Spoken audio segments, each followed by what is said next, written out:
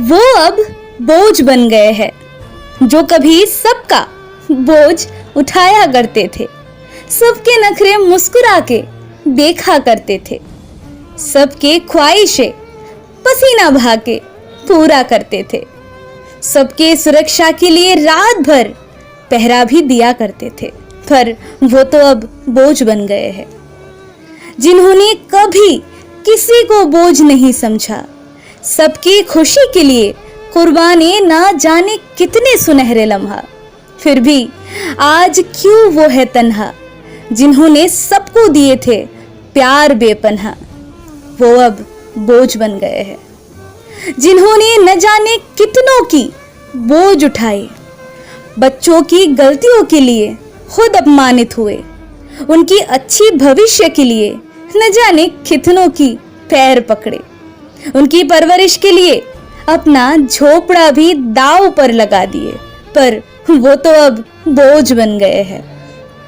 जो अपने बच्चों को अपना सहारा समझते थे, खुद का निवाला भी उन्हीं को खिला दिया करते थे, खुद नंगे पैर भागा करते थे उनको नए जूते दिलाने की ख्वाहिश में, पर अब वो बोझ बन गए हैं।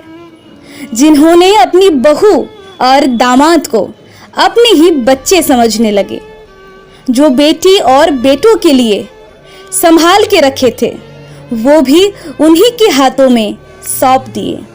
अपने जवानी के किस्से उनको सुनाने लगे ताकि वो भी अपनी जिंदगी को बिना कोई गलती के गुजार सके। शायद इसीलिए वो अब बोझ बन गए हैं, क्योंकि वो अब पुराने टेप रिकॉर्डर की तरह कोई काम का नहीं रहे। उनको न फैशन का पता, ना शो ऑफ करना आता है। दोस्तों के बीच बच्चों की बेइज्जती हो जाती है, कहते हैं कितने पुराने ख्यालात के हैं तुम्हारे माता पिता। इसीलिए वो अब बोझ बन गए हैं, क्योंकि वो अपडेटेड दुनिया को बैकडेटेड दुनियादारी सिखाते हैं। वो अभी भी अनजान है कि वो अब बोझ बन चुके हैं। जिनके लिए अपना दुनिया तोड़ मड़ोड़ दिए थे, वो अब किसी और में अपना दुनिया देखते हैं। शायद इसीलिए वो अब बोझ बन गए हैं। कौन करेंगे उनकी सेवा, सब तो नौकरी करने वाले हैं। बिस्तर में पड़ा माता पिता अब गंदगी करने लगे हैं। बच्चे अब मॉडर्न है, परफ्यूम लगाकर घूमते हैं। सहन नहीं होता उस माँ बाप की बदबू जो कभी उन्हीं बच्चों की गंदगी धुलाया करते थे, पर वो अब बोझ बन गए हैं। हर बात का जवाब क्यों उनको दे।